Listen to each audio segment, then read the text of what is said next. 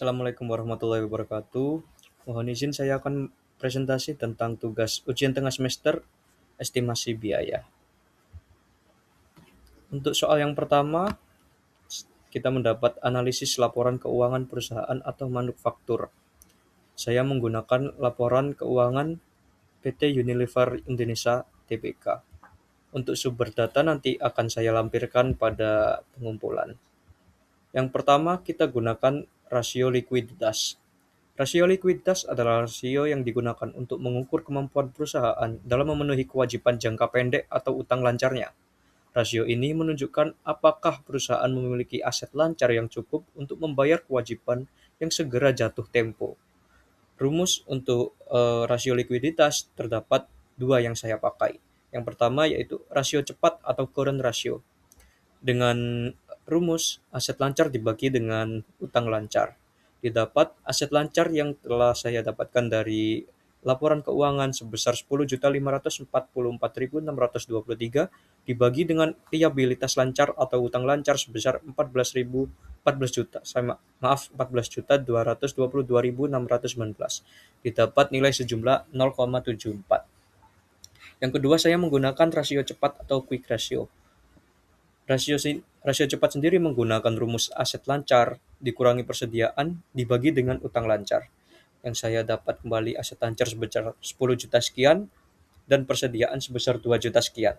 Lalu dibagi dengan utang lancar atau liabilitas lancar sebesar 14 juta sekian. Didapat dengan nilai 0,57. Dengan interpretasi quick ratio sebesar 0,57 berarti setiap Rp1 utang lancar hanya dijamin oleh 0,57 aset lancar paling liquid atau tanpa persediaan. Nilai ini berada di bawah 1 sehingga menunjukkan kemampuan perusahaan dalam memenuhi kewajiban jangka pendek masih kurang baik karena aset lancar cepat cairnya belum cukup untuk menutupi keseluruhan utang lancar. Yang kedua, kita ada rasio profitabilitas. Rasio profitabilitas adalah rasio yang digunakan untuk mengukur kemampuan perusahaan dalam menghasilkan laba dari kegiatan usahanya. Rasio ini menunjukkan tingkat efisiensi dan keberhasilan perusahaan dalam memperoleh keuntungan. Di sini saya menggunakan beberapa rumus. Yang pertama adalah net profit margin atau NPM, yaitu laba bersih dibagi dengan pendapatan lalu dikalikan dengan 100%. Didapat laba bersih dari laporan keuangan sebesar 7 juta sekian dibagi dengan pendapatan sebesar 31 juta sekian. Lalu dikalikan 100% didapat nilai sebesar 23,92%. Yang kedua, ada return on asset atau ROA. Return on asset sendiri memiliki rumus yakni laba bersih dibagi dengan total aset dikalikan 100%. Didapat harta sejumlah 7 juta untuk laba bersih dan total aset sebesar 20 juta sekian. Dikalikan dengan 100%, kita mendapatkan nilai sebesar 38,17. Lalu yang terakhir, kita menggunakan return on equity atau ROE. Laba bersih dibagi dengan ekuitas dikalikan dengan 100%. Menggunakan 7 juta sebagai laba bersih, lalu 4 juta sekian untuk ekuitas yang didapat dari laporan keuangan. Dikalikan dengan 100 mendapatkan nilai sejumlah 170,75%. Dengan interpretasi untuk NPM, artinya satu penjualan yang diperlakukan oleh PT Unilever Indonesia mampu menghasilkan laba bersih sebesar 0,2392 atau sekitar 23,92%. Nilai ini menunjukkan perusahaan memiliki kemampuan yang sangat baik dalam mengendalikan biaya operasional dan menghasilkan keuntungan dari penjualannya. Semakin tinggi NPM, maka semakin efisien perusahaan dalam memperoleh laba. Lalu yang kedua, interpretasi untuk return on asset. ROA sebesar 38,17% menunjukkan bahwa setiap satu aset perusahaan mampu menghasilkan laba besar sebesar 0,3817. Nilai ini tergolong sangat tinggi sehingga dapat disimpulkan bahwa perusahaan sangat efektif dalam memanfaatkan seluruh asetnya untuk menghasilkan keuntungan. Lalu untuk interpretasi yang ketiga atau ROE didapat sejumlah 170,75%. Berarti setiap satu model sendiri menghasilkan laba sebesar 1.170,75 rupiah. Rasio ini menunjukkan tingkat pengembalian kepada pemegang saham sangat tinggi. Hal tersebut menandakan perusahaan sangat produktif dan dalam menggunakan model pemilik untuk memperoleh laba. Namun ROE yang terlalu tinggi juga dapat dipengaruhi oleh tingginya penggunaan utang. Lalu yang ketiga ada rasio solvabilitas. Rasio solvabilitas atau leverage ratio adalah metrik keuangan untuk mengukur kemampuan perusahaan memenuhi kewajiban untuk utang jangka panjangnya menggunakan aset atau ekuitas yang dimiliki. Rasio ini menunjukkan sejauh mana aset perusahaan dibiayai oleh utang dibandingkan modal sendiri, yang penting untuk menilai resiko kebangkrutan. Di sini saya menggunakan 3 rumus untuk rasio solvabilitas. Yang pertama adalah debt to asset ratio atau DAR. Total didapat menggunakan rumus total liabilitas dibagi dengan total aset lalu dikalikan 100% dengan total liabilitas sejumlah 15.542.221 dibagi dengan total aset sebesar 20 juta sekian. Dikalikan dengan 100% didapat nilai 77,64%. Lalu yang kedua, saya menggunakan rumus debt to equity ratio atau DER. DER sendiri menggunakan rumus total liabilitas dibagi dengan ekuitas, lalu dikalikan dengan 100%. Dengan total liabilitas 15.542.221 yang didapat dari laporan keuangan dan dibagi dengan ekuitas sejumlah 4.475.118, lalu dikalikan dengan 100% dan didapat nilai sejumlah 387,30%. Lalu yang terakhir saya menggunakan long term debt to equity ratio atau LTDER, yakni liabilitas jangka panjang dibagi dengan ekuitas. Liabilitas jangka panjang dari laporan perusahaan PT Unilever sebesar 1.319.602 dibagi dengan ekuitas sebesar 4.475.118 dikali dengan 100% lah, maka didapatkan nilai sejumlah 29,48%. Untuk interpretasi sendiri dari DAR yang pertama sebesar 77,64%, berarti sekitar 77,64% aset perusahaan dibiayai oleh utang, sedangkan sisanya dibiayai oleh modal sendiri. Nilai ini menunjukkan tingkat ketergantungan perusahaan terhadap hutang cukup tinggi. Semakin besar DAR, semakin tinggi pula risiko keuangan perusahaan. Lalu untuk interpretasi yang kedua, yakni untuk DER atau debt to equity ratio, didapat dengan nilai sebesar 347,30%, maaf, saya koreksi, menunjukkan bahwa jumlah utang perusahaan sekitar 3,47 kali lebih besar dibandingkan modal sendiri. Rasio ini tergolong sangat tinggi dan menunjukkan struktur pendanaan perusahaan lebih banyak berasal dari hutang daripada ekuitas. Kondisi ini dapat meningkatkan risiko finansial apabila perusahaan mengalami penurunan pendapatan. Untuk interpretasi terakhir dari rasio solvabilitas, yakni dari rasio long term debt to equity, didapat nilai sebesar 29,49%. Berarti utang jangka panjang perusahaan sebesar 29,49% dari total modal sendiri. Nilai ini menunjukkan bahwa utang jangka panjang perusahaan masih relatif terkendali dibandingkan dengan ekuitasnya, sehingga risiko jangka panjang perusahaan masih cukup aman. Untuk rasio yang terakhir di sini kami menggunakan activity ratio. Activity rasio sendiri adalah rasio digunakan untuk mengukur kemampuan perusahaan dalam memenuhi kewajiban jangka pendek atau utang lancarnya. Rasio ini menunjukkan apakah perusahaan memiliki aset lancar yang cukup untuk membayar kewajiban yang jatuh tempo. Total yang kita menggunakan tiga rumus. Yang pertama adalah total asset turnover. Yang pertama adalah total asset turnover, ya ini penjualan bersih dibagi dengan total aset. Dengan penjualan bersih sebesar 31.943.461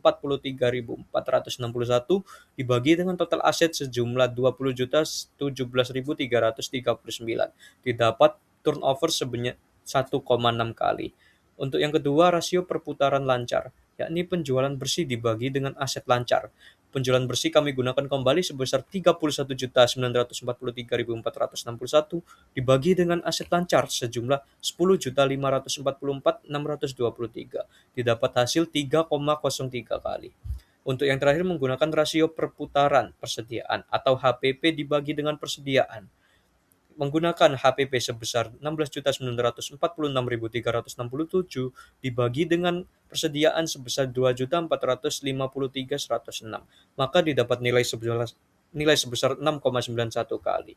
Untuk interpretasi sendiri dari activity ratio, yaitu yang pertama untuk total aset turnover sebesar 1,6 kali. Berarti setiap satu rupiah aset mampu menghasilkan penjualan sebesar 1,6 rupiah. Rasio ini menunjukkan perusahaan cukup efektif dalam memanfaatkan seluruh asetnya untuk menghasilkan penjualan. Lalu untuk yang kedua adalah rasio perputaran aktivitas lancar. Saya koreksi, rasio perputaran aktiva lancar sebesar 3,03 kali, menunjukkan bahwa aktiva lancar perusahaan perputaran sebesar 3,03 kali dalam satu periode untuk menghasilkan penjualan. Hal ini menunjukkan penggunaan aset lancar cukup efisien dalam mendukung aktivitas operasional perusahaan. Lalu untuk yang terakhir adalah rasio perputaran persediaan sebesar 6,91 kali. Berarti perusahaan berputar atau terjual hampir 7 kali dalam 1 tahun. Nilai ini menunjukkan pengelolaan persediaan perusahaan cukup baik karena barang relatif cepat terjual dan tidak terlalu lama tersimpan di gudang. Lalu kita masuk pada bab 2, yaitu klasifikasi biaya pada PT Unilever Indonesia Tbk. Untuk yang pertama, pengertian klasifikasi biaya. Klasifikasi biaya adalah proses pengelompokan biaya berdasarkan karakteristik, fungsi, perilaku, atau tujuan tertentu agar memudahkan perusahaan dalam melakukan perencanaan, pengendalian, pengambilan keputusan, serta penyusunan laporan keuangan. Pada perusahaan manufaktur, klasifikasi biaya sangat penting karena berkaitan langsung dengan proses produksi, penentuan harga pokok produksi, serta harga pokok penjualan. Lalu untuk contoh nyata pada PT Unilever Indonesia Tbk, berdasarkan laporan keuangan PT Unilever Indonesia terbuka tahun 2025, beberapa contoh biaya yang terdapat pada perusahaan adalah yang pertama yakni HPP atau harga pokok penjualan sebesar 16.964.367. Yang kedua adalah beban pemasaran dan penjualan sebesar 7.396.945. Yang ketiga ada beban umum dan administratif sebesar 2.963.445. Lalu ada beban remunerasi direksi dan karyawan, beban jasa dan royalti, beban penyusutan aset tetap, beban bahan baku dan persediaan, beban distribusi produk, biaya sewa, dan beban pajak penghasilan. Lalu klasifikasi berdasarkan fungsi pokok perusahaan. Yang pertama yakni biaya produksi. Biaya produksi adalah biaya yang berhubungan langsung dengan proses pembuatan produk, seperti biaya bahan baku, biaya tenaga kerja, biaya overhead pabrik, serta penyusutan mesin produksi. Yang kedua ada biaya pemasaran. Biaya pemasaran adalah biaya yang digunakan untuk kegiatan penjualan dan distribusi produk. Contohnya beban iklan, biaya promosi, biaya distribusi, serta gaji tenaga penjualan. Lalu klasifikasi yang kedua adalah berdasarkan hubungannya dengan produk. Yang pertama ada biaya langsung. Biaya langsung adalah biaya yang dapat ditelusuri serta saya koreksi secara langsung ke produk. Contohnya seperti bahan baku, sabun, deterjen, makanan, dan kosmetik, dan upah tenaga kerja produksi. Yang kedua ada biaya tidak langsung. Contohnya seperti penyusutan mesin, biaya listrik pabrik, biaya perawatan mesin, serta sewa gudang pabrik. Lalu klasifikasi biaya terhadap perilaku. Klasifikasi berdasarkan perilaku biaya. Yang pertama ada biaya tetap. Biaya tetap adalah biaya yang jumlahnya relatif tetap walaupun volume produksi berubah, seperti penyusutan aset tetap, gaji manajemen, serta sewa gedung. Lalu ada biaya variabel. Biaya variabel ada biaya yang sesuai dengan jumlah produksi, seperti biaya bahan baku, biaya kemasan, biaya distribusi, serta upah tenaga kerja langsung. Yang ketiga ada biaya semi variabel. Biaya semi variabel memiliki unsur tetap dan variabel. Contohnya seperti biaya listrik pabrik dan biaya pemeliharaan mesin. Lalu ada alasan pengelompokan biaya. Biaya-biaya tersebut dikelompokkan berdasarkan fungsi dan karakteristiknya agar perusahaan dapat menghitung HPP secara tepat, menentukan harga jual produk, mengendalikan efisiensi biaya, menilai laba perusahaan secara akurat, membantu pengembalian keputusan manajemen, serta sewa gedung. Sebagai contohnya, biaya bahan baku dimasukkan ke biaya produksi karena digunakan langsung dalam pembuatan produk. Lalu beban iklan masuk biaya pemasaran karena bertujuan meningkatkan penjualan. Lalu yang terakhir dengan gaji direksi termasuk biaya administrasi karena mendukung operasional perusahaan secara umum. Setelah kita eh, mela- setelah kita melampirkan dari laporan keuangan yang telah saya identifikasi tadi, maka didapatkan kesimpulan, yakni PT Unilever Indonesia memiliki struktur biaya manufaktur yang lengkap dan kompleks karena bergerak di bidang produksi barang konsumsi. Biaya utama perusahaan terdiri dari biaya produksi, biaya pemasaran, serta biaya administrasi dan umum. Biaya produksi membentuk harga pokok produksi yang kemudian menjadi harga pokok penjualan sebesar 16.946.360 juta. Dalam laporan laba rugi, harga pokok penjualan ini dikurangkan dengan penjualan bersih untuk memperoleh laba bruto perusahaan. Selanjutnya, perusahaan mengurangi laba bruto dengan beban pemasaran dan beban administrasi untuk memperoleh laba usaha. Saya rasa cukup sekian dari saya untuk pemaparan dari materi yang telah saya kerjakan. Mohon maaf apabila ada salah kata dan wassalamualaikum warahmatullahi wabarakatuh.